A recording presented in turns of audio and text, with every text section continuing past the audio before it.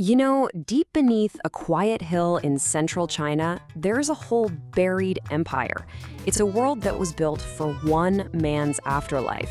And it's this incredible place where ancient legends meet cutting-edge science, and it holds a secret so precious, so fragile, that we're actually not allowed to see it yet. So let's dive into the story of the Mausoleum of China's first emperor. Our story kicks off in 1974, and it starts, like so many great discoveries do, not in a lab, but with a couple of guys just trying to get by. A group of farmers were desperate to find water during a drought.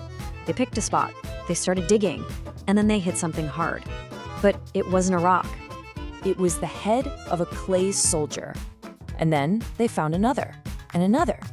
They had, completely by accident, stumbled upon the edge of a massive underground army that had been standing guard, totally forgotten by the world, for over 2,000 years.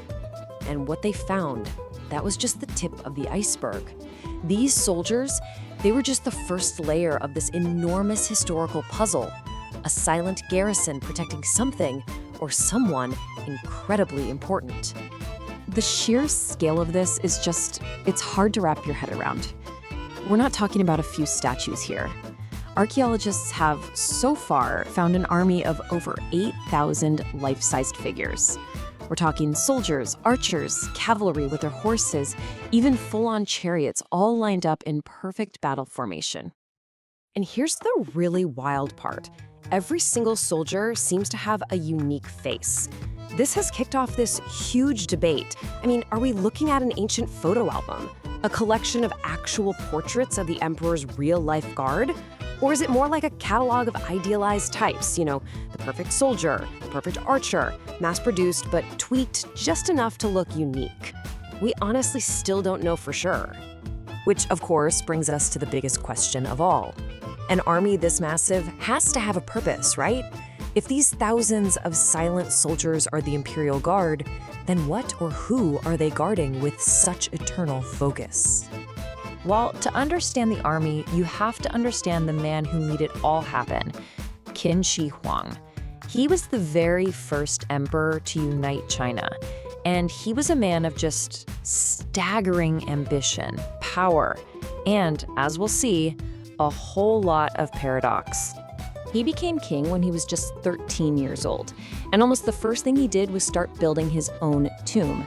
Just think about that for a second. A teenager already planning his eternal afterlife on a scale nobody had ever even imagined. He went on to forge a nation, yeah, but he died pretty young, at just 49, and he was likely a victim of his own obsession. And this is the great irony of his life. The man who built an empire to last forever was personally terrified of dying. He was relentlessly searching for a mythical elixir of life. His doctors told him the key ingredient was mercury, so he started taking mercury pills, thinking they would make him immortal. Instead, they almost certainly killed him. But the emperor's obsession with mercury didn't just end when he died. Oh no, he decided to take it with him into his afterlife on an epic, unbelievable scale, right inside the tomb this army was built to protect.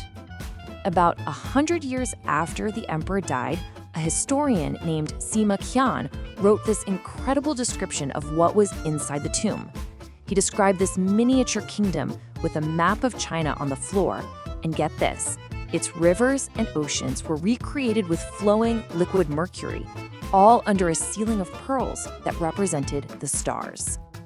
Now, for 2,000 years, everybody just assumed this was a legend.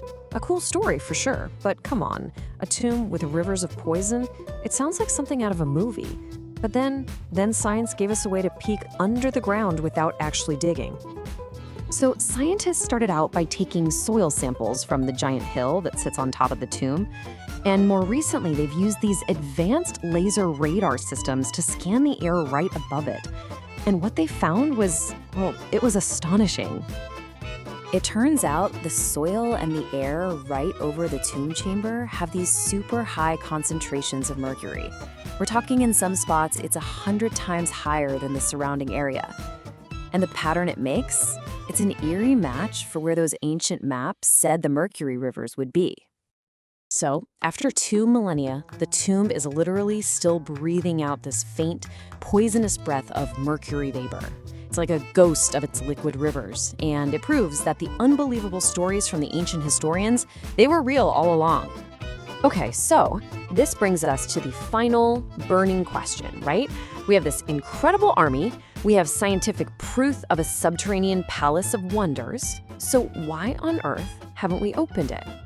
Well, the ancient writings do talk about some pretty serious dangers, from booby-trapped crossbows set to fire on anyone who enters, to the very real threat of those Mercury Rivers and the toxic fumes that have been building up in there for centuries. But the biggest danger isn't to the archaeologists, it's to the history itself. We actually learned the most important lesson from the warriors themselves. When they were first dug up, they were covered in these brilliant, vibrant colors. But the second they were exposed to the dry air, the ancient lacquer under the paint started to curl and flake off, taking all that beautiful pigment with it in just a matter of minutes. A priceless treasure was lost almost as soon as it was found. And that right there is the heart of it. As curatorial consultant Kristen Romy puts it, it's not a lack of curiosity that's holding us back. It's a huge sense of responsibility. We only get one shot to do this right. Just try to imagine it. You open that door and watch 2,000-year-old silk banners just crumble to dust, or painted walls fade to nothing right before your eyes. That sudden shock of being exposed to our air could just destroy everything. So the decision to wait, it's not about fear. It's about patience. It's an act of respect for the past, and it's a gift to a future generation that will hopefully have the tech to unlock these secrets without destroying them. So for now, the emperor remains undisturbed, surrounded by his rivers of mercury and guarded by his silent clay army. And it leaves us with this profound dilemma.